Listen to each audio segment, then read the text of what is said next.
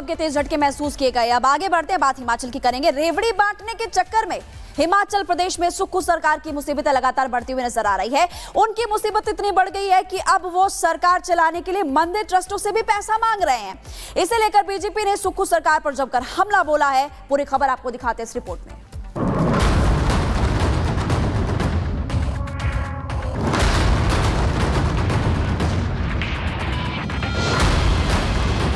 देश में सरकार किसी चीज के लिए दान करती है, ये तो आपने बहुत सुना होगा, लेकिन हिमाचल की सुक्खू सरकार शायद पहली सरकार होगी जो दान लेकर सरकार चला रही है। जी हाँ, हिमाचल सरकार की नई योजना ने तो उनकी वित्तीय हालत की पोल खोल कर रख दी। हिमाचल प्रदेश सरकार ने सुख आश्रय योजना के लिए धन देने का अनुरोध किया है। ये राशि राज्य सरकार द्वारा संचालित मंदिरों से मांगी गई है। आदेश के पीछे का कारण जानकर आप और हैरान हो जाएंगे। कहा जा रहा है कि मंदिर के धन को अब अन्य उद्देश्यों के लिए इस्तेमाल किया जा रहा है। कला, भाषा और संस्कृति विभाग ने यह निर्देश जारी किया है। इस आदेश के सामने आते ही बीजेपी ने सुक्खू सरकार को आड़े हाथों लिया। एक तरफ सनातन का विरोध, एक तरफ सनातन को गालियां, और उधर मंदिर से लेकर के सरकार खर्चा चलाने के लिए पैसा मांग रही है। दुर्भाग्यपूर्ण है और मुझे लगता है कि इस फैसले का विरोध होना चाहिए और हम तो विरोध करेंगे ही करेंगे। मुझे लगता है कि मंदिर और ट्रस्ट में जो लोग हैं, जो कमेटियां हैं, उनको भी विरोध करना चाहिए और सभी जनता को विरोध करना चाहिए। ये पहला मौका नहीं है जब सुक्खू सरकार सवालों के घेरे में आई। इससे पहले भी कई चीजों पर टैक्स लगाने को लेकर हिमाचल की कांग्रेस सरकार बीजेपी के निशाने पर आ चुकी है और एक बार फिर सुक्खू सरकार ने साबित कर दिया है कि रेवड़ी बांटोगे तो सरकार भगवान भरोसे ही चलानी पड़ेगी। Bureau report, Republic Bharat. और चलिए बढ़ेंगे आगे। अब बात करेंगे हिंदी भाषा को लेकर के जो सियासत हो रही है वो लगातार थमने का नाम नहीं ले रखी है। तमिलनाडु में आज एक बार फिर से देखिए हिंदी हार्टलैंड को लेकर के सियासी संग्राम छिड़ गया है। क्या कुछ है पूरा मामला, देखिए इस रिपोर्ट।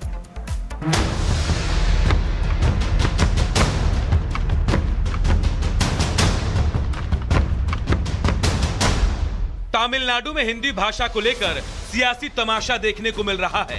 हिंदी को लेकर तमिलनाडु सरकार और केंद्र सरकार आमने सामने है और अब भाषा वाली पॉलिटिक्स पर तमिलनाडु के मुख्यमंत्री एम.के. स्टालिन ने कुछ ऐसा कहा जिससे एक बार फिर हिंदी को लेकर सियासी संग्राम छिड़ गया है। CM MK. स्टालिन ने हिंदी हार्टलैंड को लेकर एक पोस्ट किया, जिसके बाद हिंदी भाषा को लेकर सियासी आग भड़क उठी। स्टालिन ने अपने पोस्ट में लिखा कि क्या आपने कभी सोचा है कि हिंदी ने कितनी भारतीय भाषाओं को निगल लिया? भोजपुरी, मैथिली, अवधी, ब्रज, बुंदेली, गढ़वाली, कुमाऊनी समेत कई भाषाएं अब अस्तित्व के लिए हाँफ रहे हैं। एक अखंड हिंदी पहचान के लिए प्रयास ही प्राचीन मातृभाषाओं को नष्ट करता है। यूपी और बिहार कभी भी सिर्फ हिंदी हार्टलैंड नहीं थे, उनकी वास्तविक भाषाएं अब अतीत के अवशेष हैं। स्टालिन ने हिंदी भाषा को लेकर सवाल खड़े किए तो बीजेपी ने भी पलटवार करने में देरी नहीं की। केंद्रीय मंत्री अश्विनी वैष्णव ने स्टालिन को जवाब दिया और साथ ही राहुल गांधी को भी कटघरे में खड़ा कर दिया। अश्विनी वैष्णव ने सोशल मीडिया एक्स पर पोस्ट करके लिखा, समाज की बांटने वाली ऐसी छिछली कोशिशों से खराब शासन व्यवस्था कभी छिप नहीं सकेगी। यह जानना दिलचस्प होगा कि विपक्ष के नेता राहुल गांधी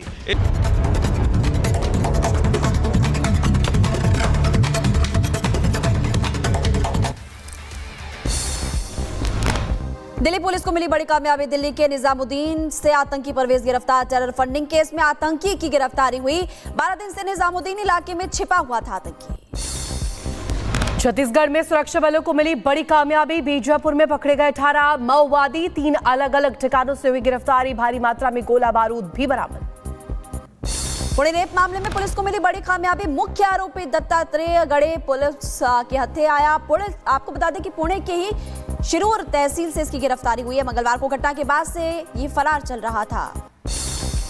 पुणे रेप मामले को लेकर के बड़ी जानकारी निकल कर आई सामने। पुणे के शिरूर से हुई आरोपी की गिरफ्तारी आज कोर्ट में किया जाएगा पेश। गाजीपुर पुलिस को मिली बड़ी कामयाबी। रुंगटा अपहरण हत्याकांड का आरोपी गिरफ्तार। मुख्तार अंसारी गैंग का एक्टिव सदस्य है इम्तियाज अहमद।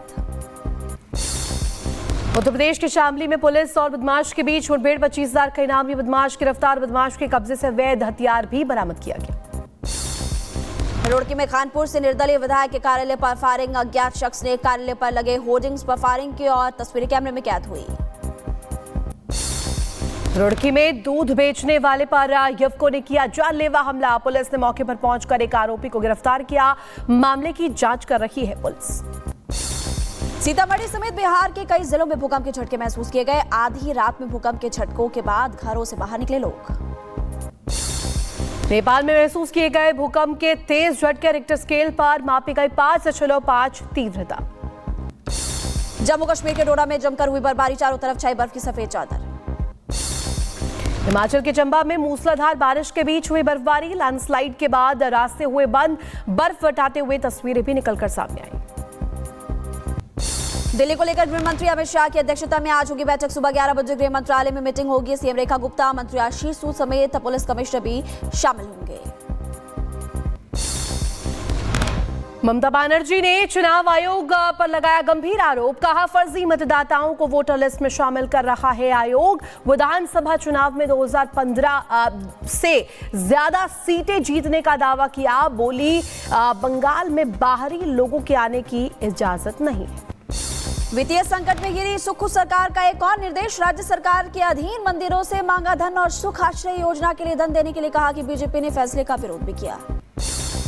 हिंदी भाषा पर गरमाई सियासत। एमके स्टालिन की पोस्ट पर अश्विनी वैष्णव ने की आलोचना।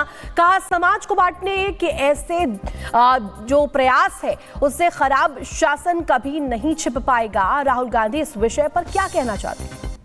विधानसभा में रोकी एंट्री तो आतिशी ने राष्ट्रपति को लिख दिया पत्र। राष्ट्रपति से तत्काल मिलने का टाइम मांगा और कहा कि विधानसभा परिसर के बाहर रोकना लोकतांत्रिक मूल्यों के खिलाफ है। बिहार सत्याग्रह आश्रम में आयोजित होली मिलन समारोह कार्यक्रम में बोले प्रशांत किशोर। ना खुलने पाए जेडीयू का खाता खुला तो लटक जाएंगे कहीं ना कहीं चाचा। जदयू का एक भी आदमी नहीं जीतना चाहिए, क्योंकि बिहार में एक परिपाटी नीतीश कुमार ने बना दी है कि वोट जनता किसी को भी दे। जदयू का अगर 5-10 विधायक भी जीत जाएगा तो कहीं ना कहीं गठजोड़ बनाकर फिर सत्ता में घुसने का कोशिश करेगा। तेजस्वी यादव का बड़ा खुलासा। कहा राजनीति में ना आएंगे निशान तो बीजेपी और जेडीयू कर रही है साजिश। तो अगर पूरा 5 साल का मौका बिहार की जनता देगी तो बिहार जो है तरक्की जो है बड़ी तेजी से करेगा। साक्षी महाराज का राहुल गांधी पर तंज। कहा चुनाव हारने को लेकर राहुल गांधी को मिलना चाहिए सम्मान। गिनीज बुक में दर्ज होना चाहिए नाम। जो भी चुनाव लड़ते हैं वही हारते हैं। हार के मामले में राहुल गांधी का सम्मान किया जाना चाहिए और गिनीज बुक में उनका नाम दर्ज होना चाहिए।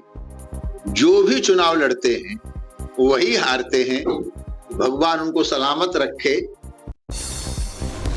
संभल की जामा मस्जिद की बुताई को लेकर आज हाईकोर्ट सुना सकता है फैसला। मस्जिद से जुड़ी एएसआई रिपोर्ट आज हाईकोर्ट में होगी पेश और रिपोर्ट के बाद ही कोर्ट मरम्मत वाली अर्जी पर फैसला करेगा।